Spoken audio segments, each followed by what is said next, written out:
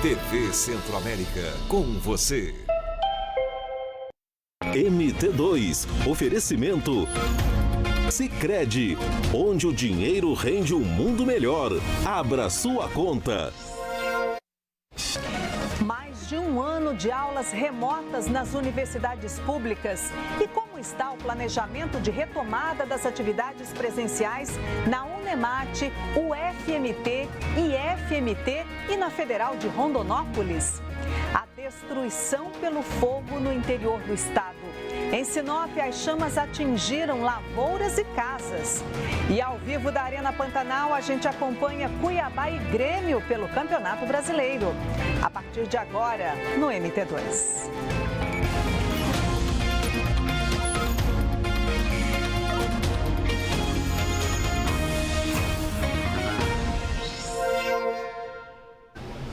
Olá, boa noite. A pandemia mudou o calendário das universidades públicas. As aulas ainda estão sendo à distância na Unemate, na UFMT e no IFMT.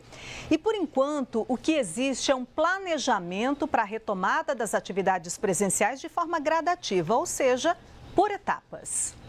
Como a gente não era, acostumado com esse sistema, a gente meio que capinou um pouquinho, A internet que também não ajuda muito, cai, é um sistema que às vezes fica fora do ar. O desafio da Brenda, que está no 5º semestre de jornalismo da Universidade Federal de Mato Grosso, foi também o de milhares de estudantes do ensino superior, que passaram das aulas presenciais para remotas com a pandemia.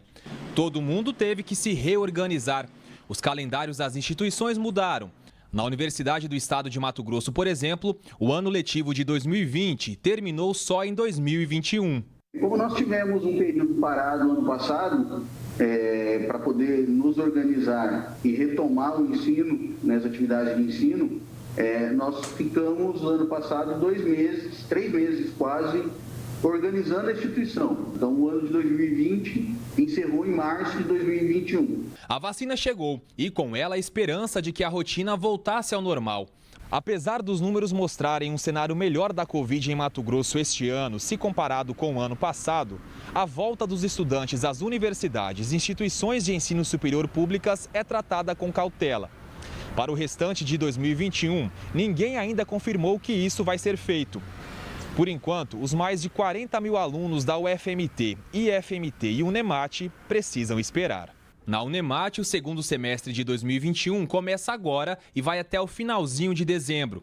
As aulas seguirão remotas em todo o estado, mas algumas atividades voltam presencialmente. Aquelas atividades, aquela carga horária de ensino que precisa de presencialidade, ou seja, atividades de laboratório, atividades de práticas, os estágios curriculares, eles hoje já permitem, a universidade permite, com que, de forma segura e garantindo a segurança da comunidade acadêmica, a gente possa ter essas atividades presenciais. Já o FMT ainda não se decidiu. O 2º semestre de 2020 termina no próximo dia 1º de outubro.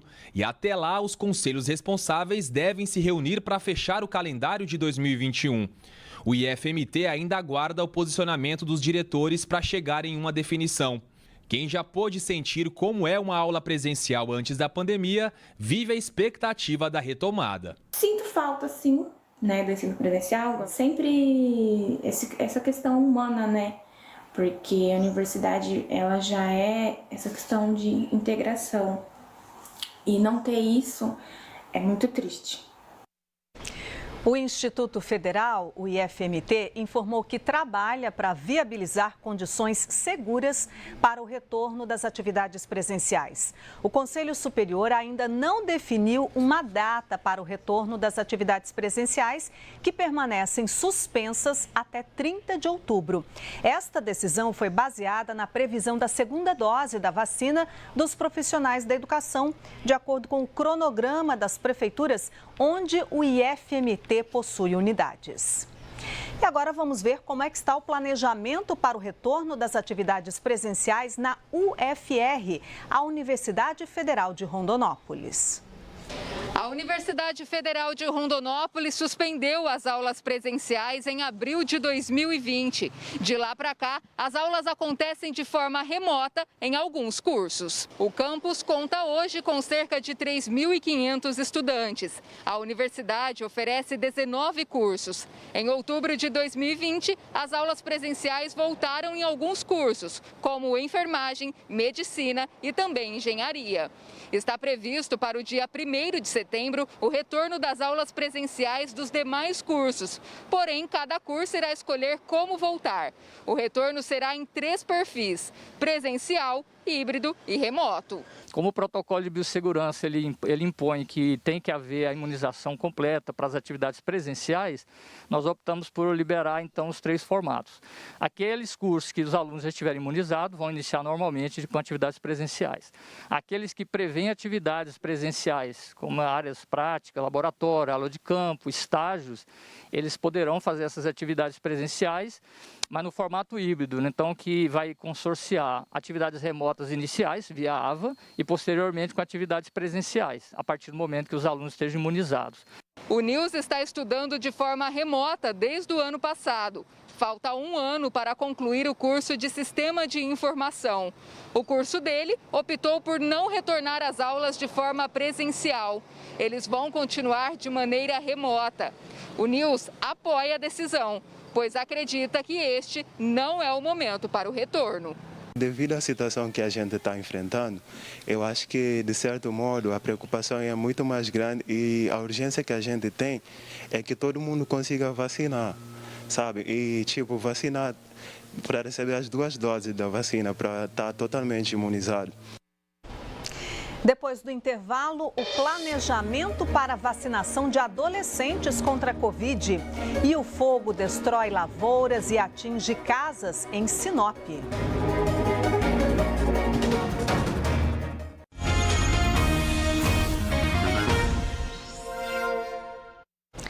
O grupo prioritário de vacinação contra a Covid neste momento em Cuiabá são as pessoas a partir de 30 anos de idade que estão sendo agendadas para tomar a primeira dose. Ou seja, ainda falta a população entre 18 e 29 anos, um público estimado em mais de 146 mil pessoas. E a Prefeitura já vai começar o planejamento para imunizar os adolescentes. A Bárbara Fava, ao vivo, explica pra gente. Oi, Bárbara. Boa noite. Boa noite, Luzimar. Boa noite a todos que nos acompanham. A coordenação da campanha de imunização contra a Covid aqui em Cuiabá começou então a fazer esse levantamento para saber o número de adolescentes que devem estar inclusos aí no próximo grupo de vacinação.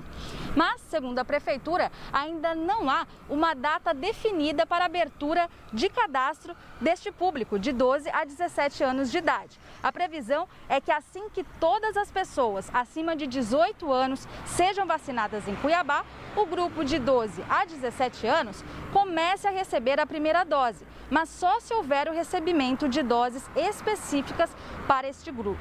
E como você disse, né, Luzimar, atualmente estão sendo vacinadas pessoas de 30 a 34 anos. E aquelas doses das pessoas que faltam o dia de imunização estão sendo destinadas, então, para pessoas de 18 a 29 anos. Luzimar. Muito obrigada, Bárbara Fava, falando com a gente ao vivo do Senai do Porto, que é um dos polos de vacinação na capital. Falta muita gente ainda, hein, Bárbara? Obrigada pelas informações. E agora a gente vai conferir os dados do painel da Secretaria Estadual de Saúde sobre a situação da pandemia aqui no estado. Na tela, a gente confere as informações. Nas últimas 24 horas, foram confirmadas mais 21 mortes por Covid. No total, já são 13.250 óbitos pela doença aqui no estado. Mais de 486 mil pessoas que tiveram coronavírus já se recuperaram. Mais de 95% do total de casos. Mato Grosso já registrou quase 509 mil casos de Covid. Foram e 79 novos casos diagnosticados de ontem para hoje. A taxa de ocupação de leitos nas UTIs na rede pública está em 63,31%. Atualmente, são 204 leitos pelo SUS disponíveis em hospitais de diferentes regiões do estado. A média móvel de casos em Mato Grosso, segundo o Ministério da Saúde. O estado tem registrado uma média diária de 1.019 casos nos últimos 14 dias. Houve queda de 13,16% em comparação com os 14 dias anteriores. A média móvel de óbitos está em 25 mortes diárias, aumento de 4,5% nas 2 últimas semanas. E Primavera do Leste está há 5 meses classificada como de risco alto ou muito alto de contaminação por coronavírus. Um cenário que preocupa. Andréia é vendedora ambulante e trabalha no centro de Primavera do Leste. Ela diz que não pode ficar em casa sem trabalhar e não descuida das medidas preventivas. Eu trabalho com meu álcool, com a minha máscara, né? Então, eu estou tomando todas as medidas, né? Então, vai dar a questão da população mesmo se conscientizar sobre isso. Mas só o esforço dela não basta. Primavera do Leste está há 5 meses na lista de municípios que estão de risco alto para a contaminação da Covid-19. Além da classificação de risco, Primavera do Leste tem registrado este mês, em média, uma morte pela doença a cada 24 horas. Somente no fim de semana, foram 4 óbitos de pessoas com idade entre 48 e 58 anos. 2 delas não tinham doenças pré-existentes. A taxa de ocupação dos leitos de UTI Covid está em 80%, situação que preocupa muitos moradores. Eu mesmo sou estudante, né, faço faculdade de fisioterapia. Eu sou contra voltar às aulas, por causa que a gente não sabe se uma pessoa vai entrar na faculdade, vai estar com coronavírus ou não. Tá morrendo muita gente, né, ultimamente, os hospitais estão cheios. E eu acho assim que o comércio não é o culpado disso daí, porque o que acontece? Poucos vendedores, pouca gente do comércio que pega o vírus trabalhando. Eu acho mais que pega o vírus mais fazendo festa. Um decreto estadual determina que, entre outras medidas, os municípios classificados como sendo área de risco alto para a transmissão do novo coronavírus suspendam o atendimento presencial em órgãos públicos e proíbam qualquer atividade de lazer ou evento que cause aglomeração. Mas a Prefeitura de Primavera do Leste restringiu essas atividades à ocupação de 50% da capacidade máxima do local. A gente nunca fechou 100%, porém reduzimos muito, né? E as fiscalizações estão sendo contínuas, estão acontecendo. É importante falar que quando a gente endurece a situação, isso reflete muito no comércio, principalmente noturno. Mas se a população fizer a sua parte, a gente consegue agregar também o público noturno, que ele não venha passar por necessidades também quando foi no início, né? Em Lambari do Oeste, a 320 quilômetros de Cuiabá, 2.000 hectares de lavoura de cana foram destruídos pelo fogo. A cidade não conta com base do Corpo de Bombeiros e o combate foi feito por funcionários da Prefeitura e de uma usina de beneficiamento de cana, até a chegada de uma equipe dos bombeiros de Mirassol do Oeste. Foram 8 horas de trabalho até que o fogo fosse controlado. A visibilidade na MT 247 entre Lambari e Barra do Bugres ficou prejudicada, mas não foram registrados acidentes. Durante a tarde, o fogo voltou a avançar e destruiu um caminhão. Os bombeiros foram acionados novamente para controlar as chamas. Em Sinop, um incêndio que começou em uma palhada de milho se alastrou e atingiu uma área residencial. Os militares do Corpo de Bombeiros trabalharam por horas no combate. As chamas que se alastraram rapidamente atingiram áreas de lavoura, mata e um loteamento de casas. Essa casa ficou assim, completamente destruída pelo fogo. Já essa outra foi parcialmente queimada. Começou o fogo na milharal, né, que já foi colhido, mas as palhas estão secas. O que fez com que o fogo se alastrasse tão rapidamente foi a combinação do tempo seco, vento forte e a palhada seca de milho. A princípio, as informações que nós temos é que esse incêndio ocorreu numa região já próxima da BR e de lá para cá ele correu muito rápido devido ao vento. Creio eu que nesse momento o vento deve estar acima de 30 km por hora. Então qualquer incêndio ele é potencializado e acaba ocorrendo esse tipo de tragédia e rapidamente ele consome todo o material combustível. Principalmente a residência, que era uma residência de madeira, né? Tratores, caminhões-pipa e até moradores ajudaram no combate às chamas. Ninguém ficou ferido. A gente já vai acionar nossa equipe de perícia para tentar identificar a origem do incêndio e, se for o caso, responsabilizar a pessoa, né, que não teve seus cuidados, os devidos cuidados, negligenciou em relação ao uso indevido do fogo. E agora à tarde, o fogo também atingiu uma pastagem na região do bairro Alto da Glória, em Sinop. 2 viaturas de incêndio trabalharam no local e teve apoio de uma aeronave do Corpo de Bombeiros com capacidade para despejar 3.000 litros d'água a cada sobrevoo. A seguir, a Assembleia Legislativa volta a discutir a mudança nas regras para a pesca na região da barragem do Manso. Cuiabá e Grêmio jogam neste que ocorreu há pouco, gol marcado de pênalti pelo Borja. É muito importante para as duas equipes. O Cuiabá, que está na 10ª... Servidores públicos protestaram hoje contra a reforma administrativa em várias cidades de Mato Grosso. Eles são contrários a uma proposta de emenda à Constituição que prevê mudanças nas carreiras. Em Rondonópolis, cerca de 100 pessoas participaram da manifestação. A mobilização dos servidores municipais, estaduais e federais aconteceu na Praça dos Carreiros, em Rondonópolis. Eles são contrários à proposta de emenda à Constituição da reforma administrativa.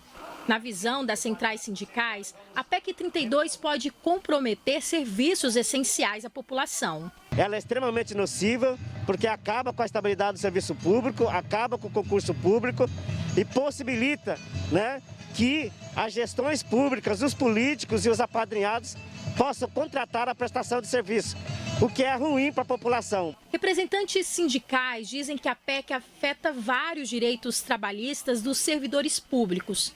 Dá ao governo federal, por exemplo, a possibilidade de extinguir cargos e órgãos públicos por meio de decreto, o que atualmente só pode acontecer por meio da aprovação de um projeto de lei. A proposta da reforma administrativa, a PEC 32, deve entrar em votação até o final de agosto no plenário. Para a aprovação da emenda constitucional, são necessários pelo menos 308 votos na Câmara dos Deputados e 49 no Senado em 2 turnos. Nós vamos perder muitos direitos trabalhistas e, com a perda de direito do trabalhador, perde também o usuário. A proposta de emenda ainda não tem prazo para ser colocada em votação na Câmara dos Deputados, mas já foi aprovada na Comissão de Constituição e Justiça, a CCJ. Os protestos aconteceram em várias cidades do país. Um grupo de pescadores da região do Lago do Manso, em Chapada dos Guimarães, acompanhou a sessão de hoje da Assembleia Legislativa. Eles pediam a tramitação em regime de urgência de um projeto de lei que, uma vez aprovado, substituiria outra lei aprovada em julho deste ano e que proibiu a pesca comercial no entorno da barragem da hidrelétrica de Manso. Apoiado por um grupo de pescadores que ocupou a galeria da Assembleia, o deputado Wilson Santos queria que o projeto de lei, que anularia a lei aprovada em julho, tramitasse em regime de urgência. Eu respeito quem no mérito diverge. Nós queremos apenas continuar discutindo essa matéria. Se as pessoas acordaram 3, 4 horas da manhã para estarem aqui educadamente. Autor da lei aprovada no dia 29 de julho, que permite apenas a pesca esportiva, num trecho de aproximadamente 80 quilômetros do Rio Manso, a partir da hidrelétrica, Max Russi rebateu mais uma vez os argumentos de Wilson. Disse que a intenção é preservar a região. O debate esquentou no momento em que o presidente ameaçou cortar o microfone quando Wilson queria debater um requerimento de urgência. Por que o senhor vai fazer esse enfrentamento aos pescadores de Mato Grosso? Não tem necessidade, presidente. Corta o microfone, deputado Wilson. Ele quer fazer o debate e o debate já passou. Essa fase já passou, isso. Eu lamento, é para fazer encaminhamento. Você não quer fazer o encaminhamento? No fim, o pedido foi negado. Como o pedido de votação em regime de urgência não foi aprovado, o projeto de lei agora vai ter que passar por todo o processo de tramitação regular dentro da Assembleia. Isso inclui a realização de novas audiências públicas e também de análises feitas pelas comissões internas da Casa, como a de Meio Ambiente e a de Constituição e Justiça. Por isso, hoje, ainda não dá para dizer quando esse projeto de lei vai, de fato, à votação no plenário. O resultado da sessão não agradou a representante dos pescadores. Dia 29, aquelas pessoas vão passar necessidade. E essa casa aqui não aceitou que o projeto tramitasse em urgência e justiça. O presidente da Comissão de Meio Ambiente, Carlos Avalone, prega cautela. Não tem necessidade de se atropelar nada. Agora, você imagina, 60 vem aqui ontem e disse que não tem problema. Agora vem 100 dizendo que tem problema. Vamos ao local, vamos verificar, vamos conversar na casa de cada um deles ou de alguns deles, para a gente entender exatamente quais são os impactos que está trazendo para esses pescadores. Contratações de empréstimos pelo FCO, o Fundo Constitucional do Centro-Oeste, passaram de 1 bilhão e 800 milhões de reais no primeiro semestre deste ano em Mato Grosso. O setor rural captou a maior parte desse total. Mas empresários de outras áreas também conseguiram financiamento com juros mais baixos e prazo maior para pagamento. O Alan começou a fabricar sorvetes no fundo do quintal de casa. Fez vários cursos de sorveteiro no Brasil e no exterior. Hoje, 5 anos depois de ter começado, é dono de 6 lojas que empregam 45 pessoas em Cuiabá, Goiânia e Distrito Federal. O sucesso da rede de sorveterias não parou por aqui. O próximo passo vai ser construir, em Cuiabá, uma fábrica dos componentes dos sorvetes, que hoje são importados. A fábrica vai gerar mais 120 empregos diretos e outros 300 indiretos. O dinheiro para fazer esse investimento vem do Fundo de Desenvolvimento do Centro-Oeste, que oferece empréstimos em boas condições para empresários ou agricultores que têm bons projetos. O FCO é importante por 3 razões, né? A principal razão é a taxa de juros, é uma taxa de juros muito atraente. E o FCO oportuniza a gente fazer um empréstimo a 4,5%, né? A segunda é o prazo, a gente tem 10 anos para pagar. E por fim, a carência inicial ela é assim significativa. Esses 2 anos que a gente fica sem precisar pagar o empréstimo é muito importante para a gente conseguir adquirir capital de giro e maturidade no investimento que a gente vai fazer. De acordo com a Secretaria de Desenvolvimento Econômico de Mato Grosso, só no primeiro semestre deste ano já foram liberados para projetos aproximadamente 1 bilhão e 800 milhões de reais do Fundo Constitucional Centro-Oeste, também conhecido como FCO. A maior parte dos empréstimos, 72% do total, foi para financiar atividades do agronegócio, um setor que gera 124 mil empregos diretos e indiretos no estado. Empresas de outros setores ficaram com 28% dos recursos, importantes para a manutenção de 43 mil empregos diretos e indiretos. Os empréstimos do FCO também estão ajudando a restabelecer a economia nos municípios do Pantanal afetados pelos incêndios florestais no ano passado.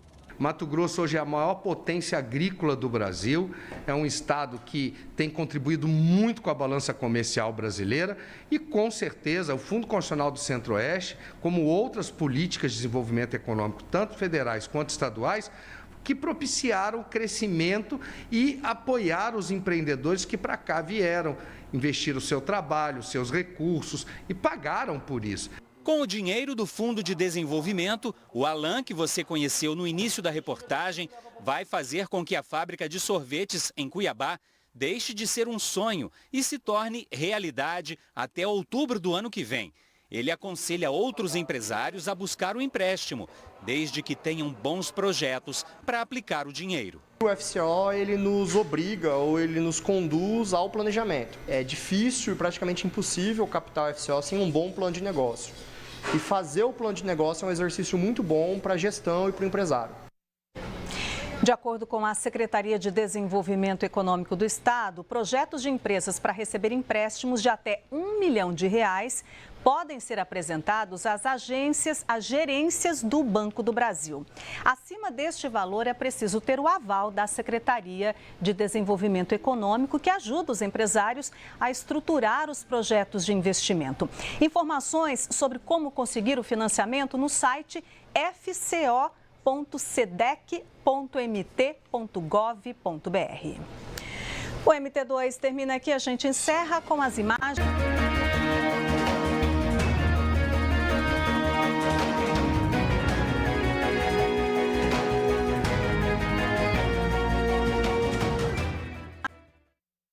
MT2, oferecimento Sicredi, onde o dinheiro rende um mundo melhor.